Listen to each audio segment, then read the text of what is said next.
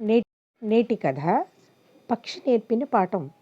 ఓ ఊరి దగ్గర పొలంలో సారపక్షుల జంట నివసిస్తూ ఉండేది. ఆడ సారపక్షి గుడ్లు పెట్టింది.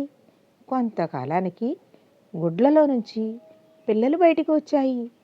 వాటికి రెక్కలు వచ్చి అవి ఎగరడానికి ముందే పంట కోతకు వచ్చింది. సారసపక్షులకు దిగులు చుట్టుకుంది. రైతు పంటను కోయడానికి ముందే పిల్లలతో పాటు మరో సురక్షితమైన చోటుకి ఎగిరి వెళ్ళాలి.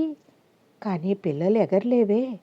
అప్పుడు సారసపక్షి పిల్లలతో ఇలా అంది, మేము లేనప్పుడు ఎవరైనా పొలం వద్ద ఏమైనా మాట్లాడుకుంటే విని మాకు చెప్పండి అని అన్నది. ఓ రోజు సారసపక్షి మేత తీసుకుని సాయంకాలం గూడు చేరుకుంది. అప్పుడు పిల్లలు ఇలా అన్నాయి, ఈరోజు రైతు వచ్చాడు, పొలం చుట్టూ తిరిగాడు, 1-2 చోట్ల నిలబడి పొలం వైపు చాలాసేపు చూశాడు. చేను కోతకు వచ్చింది, ఇక కొయ్యాల్సిందే. ఈరోజే వెళ్ళి ఊళ్ళోని వాళ్ళతో నా చేను కొయ్యమని చెప్తాను అన్నాడు. మీరేమీ భయపడకండి, రైతు ఇప్పుడిప్పుడే చేను కొయ్యడు, ఇంకా కొన్ని రోజులు మనం ఇక్కడే హాయిగా ఉండొచ్చు అని పక్షి పిల్లలతో చెప్పింది. కొద్ది రోజులు గడిచాయి. ఓ రోజు సారసపక్షి సాయంకాలం గూడు చేరుకుంది. అప్పుడు పిల్లలు బితుకుమంటూ ఇలా చెప్పాయి, మనం వెంటనే ఈ చేను వదిలి వెళ్ళాలి. ఈరోజు రైతు మళ్ళీ వచ్చాడు. ఊళ్ళోని రైతులు చాలా స్వార్థపరులు. నా చేను కొయ్యడానికి ఇంతవరకు రాలేదు. నేను నా అన్న తమ్ముల్ని పిలిపించి వాళ్లతో పంట కోయిస్తాను. సరసపక్షి హాయిగా నిశ్చింతగా కూర్చొని పిల్లలతో ఇలా చెప్పింది, ఇప్పుడిప్పుడే రైతు పంట కోయించడు, 4-5 రోజుల్లో మీరు ఎంచక్కా ఎగరగలరు. ఇప్పుడిప్పుడే మనం పొలం విడిచి మరో చోటికి పోనక్కర్లేదు అని అన్నది.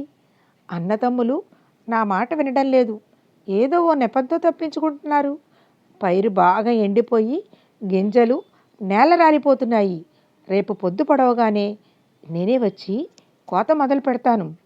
అప్పుడు సారసపక్షి భయపడింది. అరెరే, వెంటనే బయలుదేరండి, ఇంకా చీకటి పడలేదు, మరో చోటుకి వెళ్ళి తలదాచుకుందాము. రేపు రైతు తప్పక పంట కోస్తాడు అని అంది. పిల్లలు ఆదుర్దాగా అడిగారు, ఎందుకు వెళ్ళాలి? రేపు రైతు పంట కోస్తాడన్న నమ్మకం ఏంటి? సారసపక్షి ఇలా బదులు చెప్పింది, రైతు గ్రామస్తులను సోదరులను నమ్ముకున్నంతకాలం పంట కోస్తాడన్న నమ్మకం కలగలేదు. తన పని తాను చేయకుండా ఇతరులు చేసి పెడతారని అనుకున్నంతకాలం ఎవరి పనులు జరగవు. కానీ ఎవరంతట వారు తమ పనులు చేసుకోవాలని నిర్ణయించుకున్నప్పుడు అవి చకచకా సాగిపోతాయి.